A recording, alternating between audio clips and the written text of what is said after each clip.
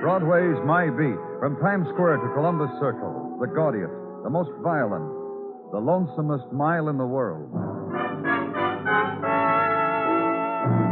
Broadway's My Beat, with Larry Thor as Detective Danny Clover.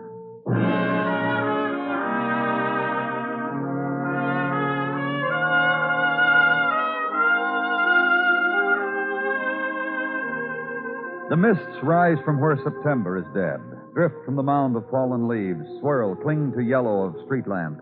And Broadway is October, and stillness, and stone. And on ebb of nighttime, the dream walkers, and tugging at their sleeves, solitude. Run from it, beat on a door, and behind it the muted laughter, and no one to hear what's outside.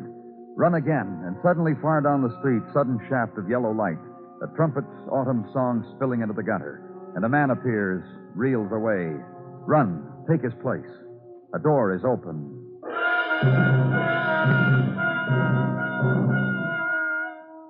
And another place of October where I was, in Detective Muggavan. Segment of city reserved for night children, for strollers, for lovers. Place where changes of season may be observed in planned gardens and on planned lakes. And this, a man lying dead in the autumn park. Danny?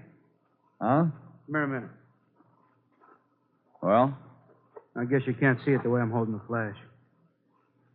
Here, that better? Uh-huh. The rock, bloodstains on it. What beat him to death, huh, Danny? Maybe... What beat him to death? Take a tired man's word. Muggavan. Yeah. I'll go through his pockets. You won't mind holding the flash for me? Thanks.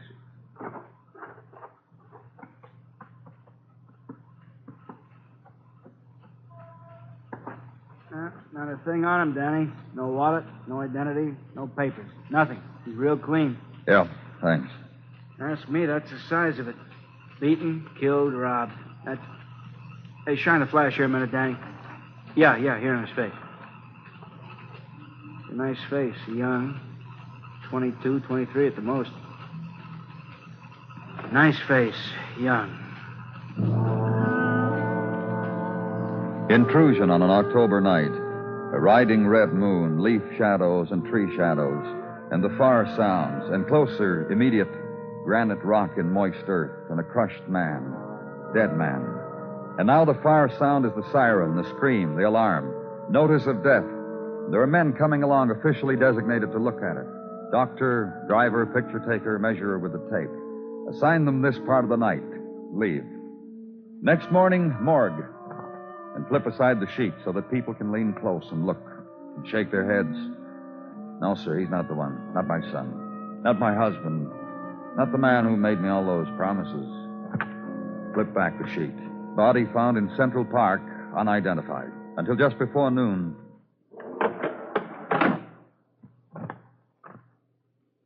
Frankie Spain. Friend of yours?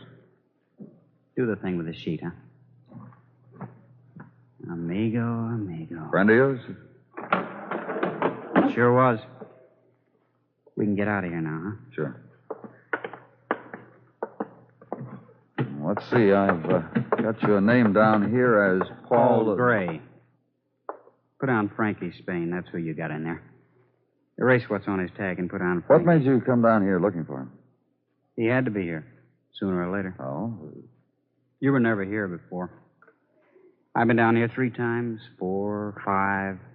Frankie'd be gone for a day or night. I'd come down here looking. What was this Frankie Spain to you?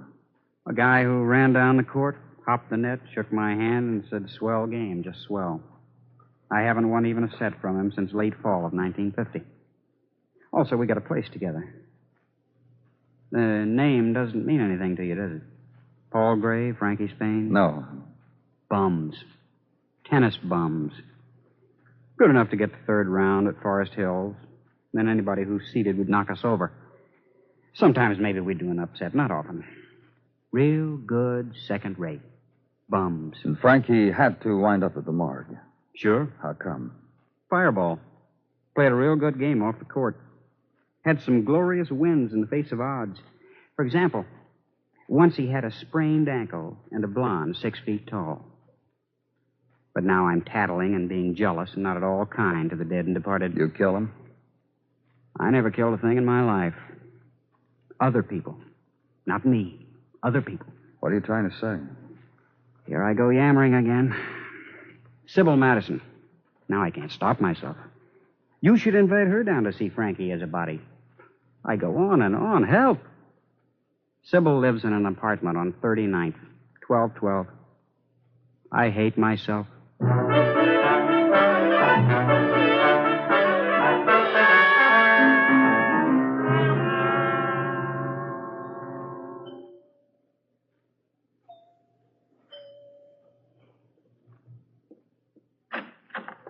Yes? Miss Madison? Yes. I'm from the police, Danny Clover. Danny Clover. And then the thought occurs to me that if you are what you say you are, you have the wrong Miss Madison. Sybil Madison, friend of Frankie Spain. Oh, and now you've given me something else to think about.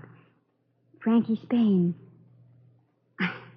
And suddenly I'm quite helpless. May I come in? Helpless and without defense. You said the password twice. You said Frankie Spain. Miss Madison. Please come in.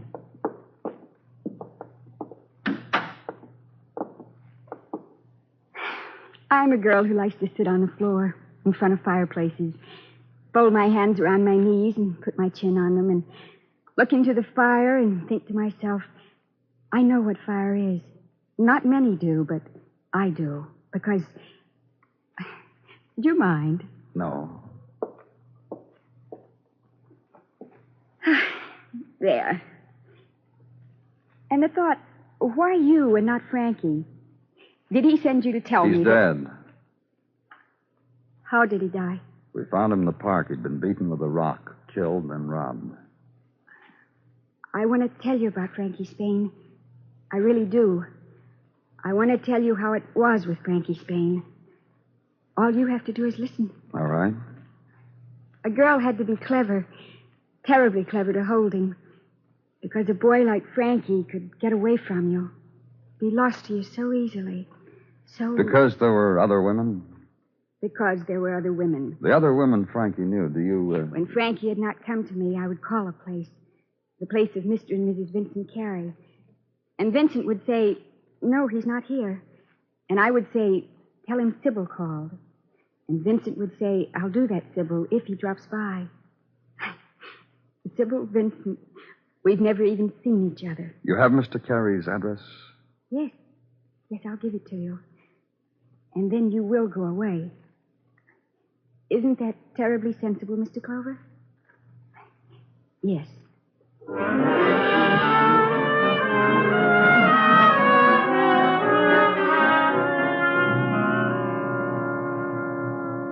You don't seem to understand, Vincent. I've said it 3 times now. I've got to go shopping. But Mr. Clover came all the way up here to find out what we knew about Frankie Spain. Do you want me to look like a human being for the dinner party? Do you want me to buy a dress, or do you want me to do what I threatened? I don't care. You can do what you want to, Gene. And any suggestion I can make to help out. Bye, dear. Why didn't you stop her, Mr. Clover? You seem to be the one who knows about Frankie, not her. Well, I'm broken up about what's happened, I can tell you. Why? Have you ever had a friend suddenly is gone? Have you known Frankie long? 3 years. You a tennis player? I watch tennis players, Mr. Clover. A joy I get. Now, about Frankie. 3 years ago, I saw him win a clay court match in Queens. I waited for him after the game, got myself introduced, and bought him a drink. Why? Because a kid can hit a ball like Frankie. I'm a man Frankie ought to know. I asked you a question. Why? How do you think these tennis boys live? Just tell me about Frankie, huh? 3 years ago, I saw him, put him on allowance. A comer, that was Frankie. A sponsor, me. He had a great season. 2 local championships, invited to Forest Hills. Almost made it to the quarterfinals. Go on. 2 years ago, started off real fine. Started early down south. I paid his way, went along, me and my wife. Finals in Miami, won at Savannah, then nothing. Nothing at all. Which brings us up to last year. And? Poor. A big disappointment. This year, worse. A good player, a big game when he played someone worse than himself. Otherwise, just fair. Disappointment. You still sponsor him? Well, you understand. No, just tell me. Laughs. What do you mean? He attracted people. Women. I don't. Sidelines, that's where I... Women? A talent for it. Big, look good. Big. Who killed him? Somebody bigger than him, I guess. Bigger for as long as it took to kill him. You? I haven't felt that big for years. Why don't you go now? It's a good time for it. Bye.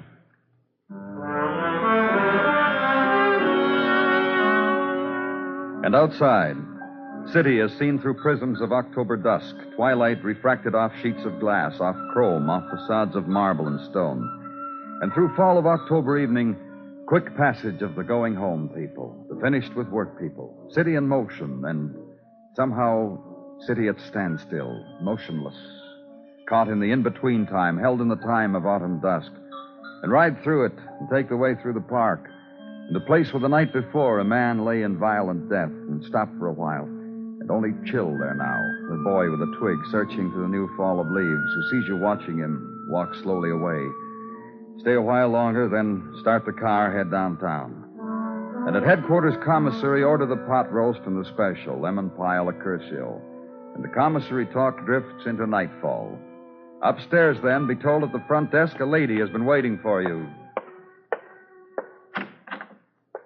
Hello there. You remember me? Hello, Mrs. Carey. What do you... I finished shopping, and I came to see you, and they said for me to wait in here. I've been waiting quite a while now. Not that I mind. But still, quite a long while. Why, Mrs. Carey? To tell you something. Something I didn't want Vincent to hear, not right away. All in good time. It's what I always say to him. To Vincent, that is. Tell me what, Mrs. Carey? Of Frankie Spain. Or about him? Why, that I killed him, that's all. Do you think for a moment I waited for you for another reason? I killed Frankie. Surely that's reason enough, Mr. Clover. Of course it is.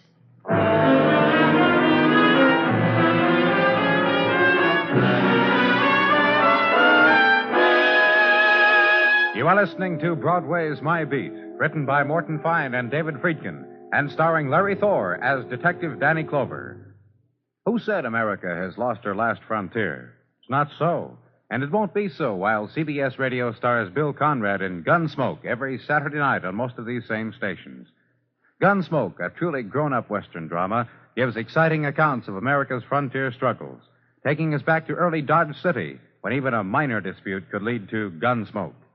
Later tonight, at the Star's address, enjoy Gunsmoke on CBS Radio. It's listening dynamite.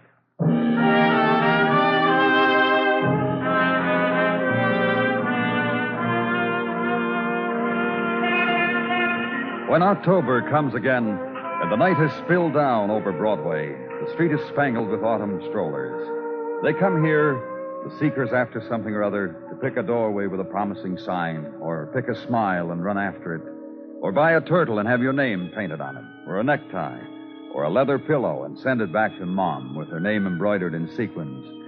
And if you're lucky, you'll get lipstick on your handkerchief. But the odds say you'll buy a newspaper and go to bed.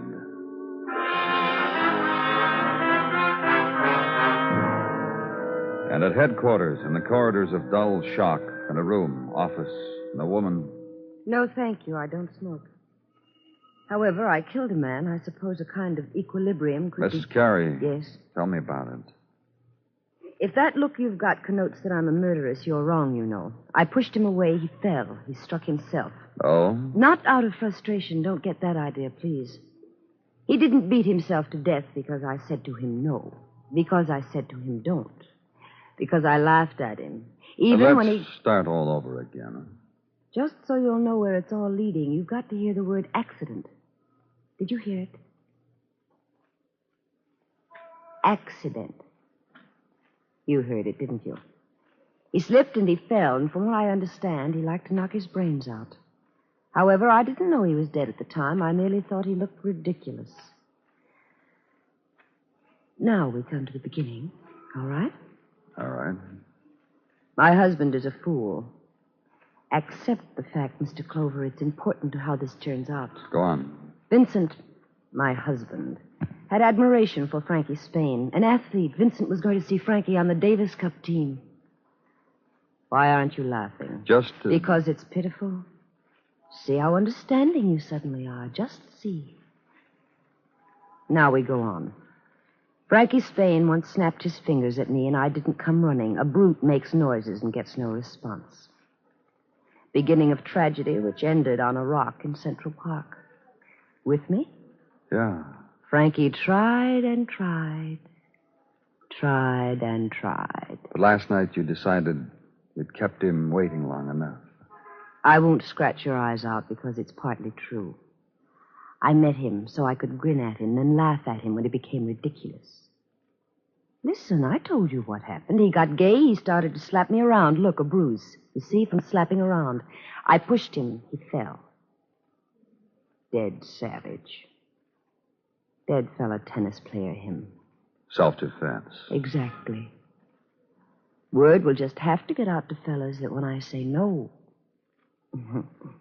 I mean it. You book me now, don't you? Shall we go?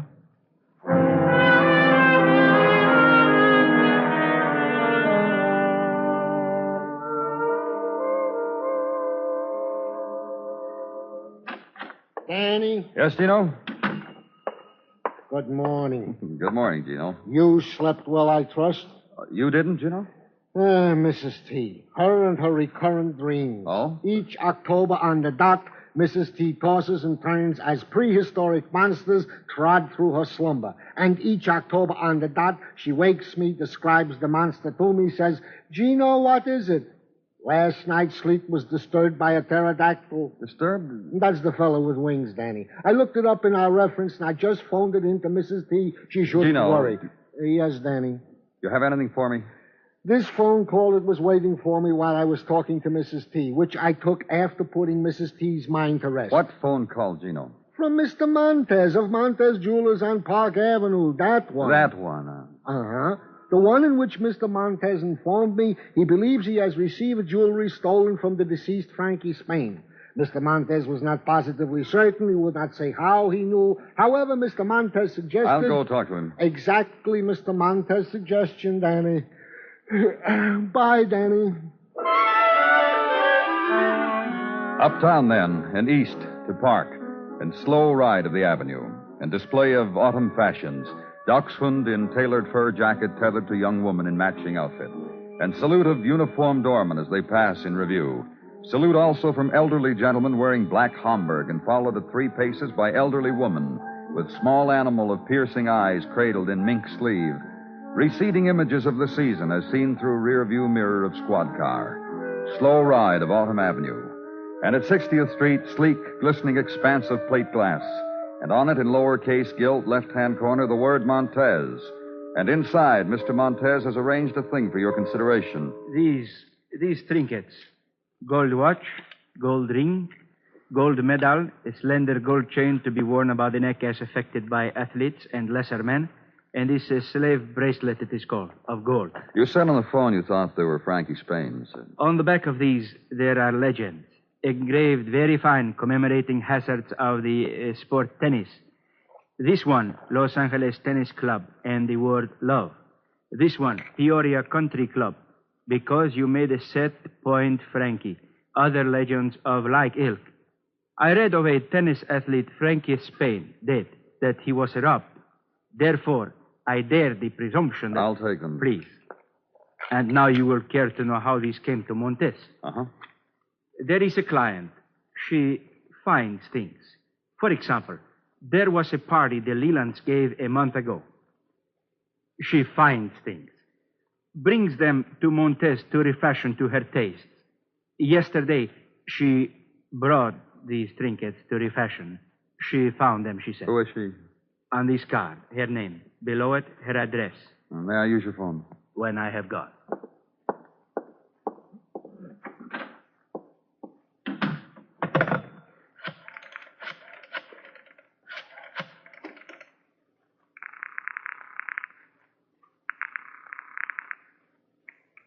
Sergeant Gino Tartaglia speaking. Danny, Gino. Have Muggavan pick up Mrs. Nora Morley, 1832 West 73rd. Bring her in for questioning. You got that? Nora Morley, West 73rd. Yeah, questioning. What about, Danny? Well, just tell Muggavan to bring her in. I'll be down in a little while. I have a call to make. Thanks, Gino.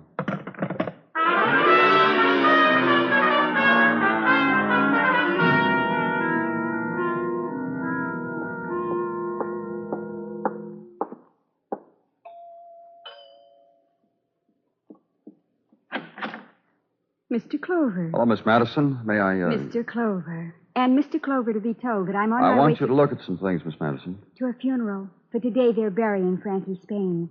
And I want to be there. And I do not want to be late. And I do not... That's Frankie's. You're sure? Frankie once took that bracelet off his wrist and held it against my throat and whispered, slave, slave, slave, over and over.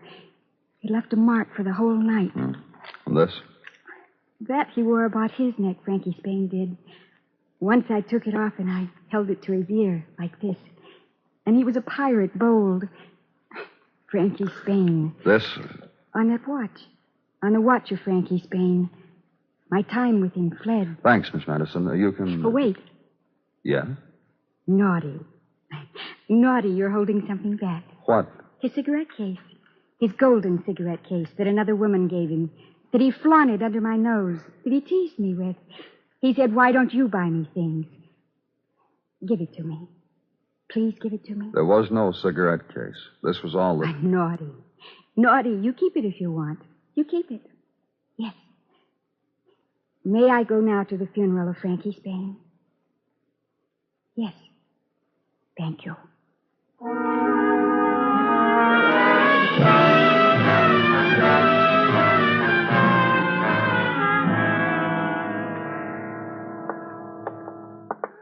And I thought she was a living doll, Danny. A cute little old lady who looked like a doll. Until I caught her tapping me for where my wallet was. Thing about this world, Danny, takes all kinds... Yes, it does, Gino. I'll remember that. See you. You watch your hip pocket, that's all. Okay, officer, you can go.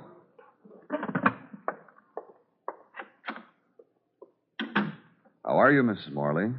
I'm very well, thank you. Sergeant Tartaglia told me you tried to pick his pocket. I thought I'd try. I wasn't very good. Now you're chuckling and saying such an old lady with such do you, well... That's kind that you stumble when you ask, but no, I don't do that sort of thing often. What do you do, Mrs. Morley? I'm sure you'll find out. Find out why? I've been in this building before, you know. The annex. Exactly where? Shoplifting. I can't help it. I pay for everything later. Oh, I've been warned and warned. How did you happen to have Frankie Spain's jewelry, Mrs. Morley? Oh, easy. Oh, my. Now, tell me about it. You mean that young man in the park, don't you? That's right. He was blind drunk. That's why He was dead. Oh, such a shame. Such a young man, too. Now, here I am, 63 years old, and just as alive as you please, and that young man with all that jewelry. I bet he wasn't a day Just over. tell me how come you had his jewelry, Mrs. Morley. Well, let's put two and two together, shall we? Young man, there's this boy lying there, and here I come walking with my dog. Get the picture? You, rolled him. What happened to the cigarette case? You just said... The cigarette case.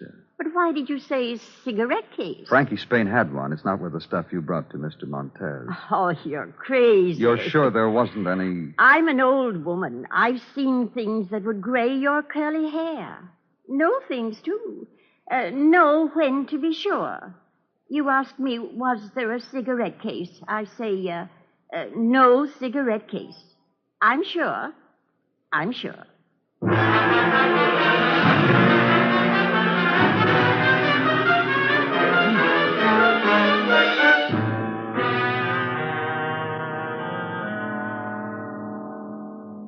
Confess? That's right. I can't believe it. You'll see. You could have told me. We've been trying to locate you since it happened. Yeah. This way. Hand off my arm, please, Sergeant. Okay, Gino. Well, Vincent. Where were you, dear, when the plug was pulled on everything? He just found out you'd confessed. Dear husband. What do you want? I did it for you. That's the way it turned out. Your friend tried to kiss me in the park on quite a lovely night in quite a lovely setting, and I remembered the code, and I just had to push him away. And that way, I preserved your respect. I want to thank you very much. Then do. Dear Jean. And the way the confession reads, it was all a matter of self-defense. That's police talk for what I explained to you, dear. I know. Proud of me, dear? proud. Miss Carey. Wait, I want to look at my husband's being proud of me. Yes, Mr. Clover, what is it? Did you ever buy Frankie Spain a cigarette case? A cigarette case? Yes. No.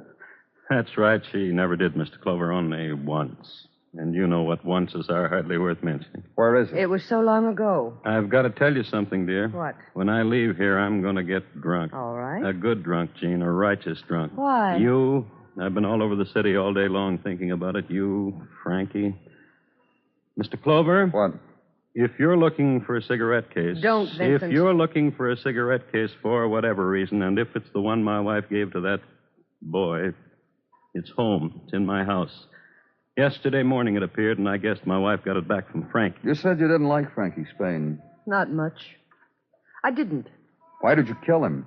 Police call it self-defense. It was. He was throwing her over. She had to defend herself against it. Vincent? Yes.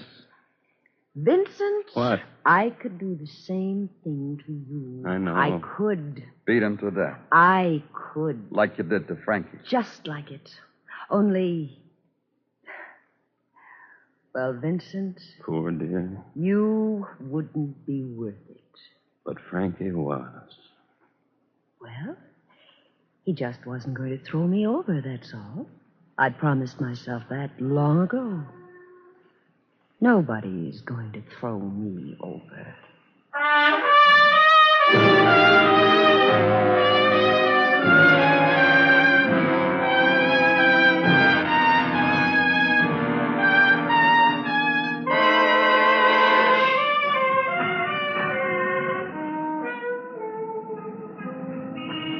Broadway's wearing its harlequin clothes. It winks an eye and beckons.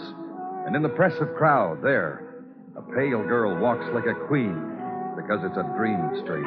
And there, the man with begging eyes, hungry with his new dream. It's a laugh or a cry with nothing in between. It's Broadway, the gaudiest, the most violent, the lonesomest mile in the world. Broadway, my beat.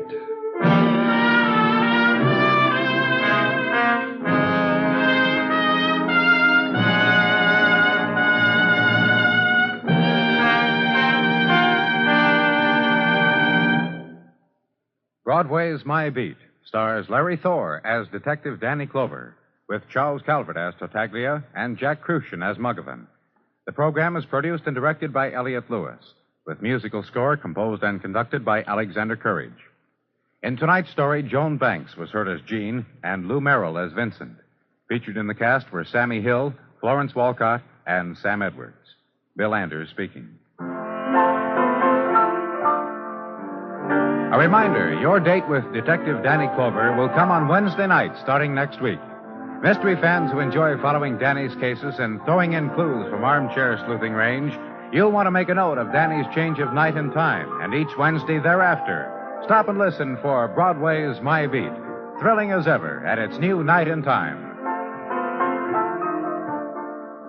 The top dramatic show of all, the Lux Radio Theater, is heard Monday nights on the CBS Radio Network.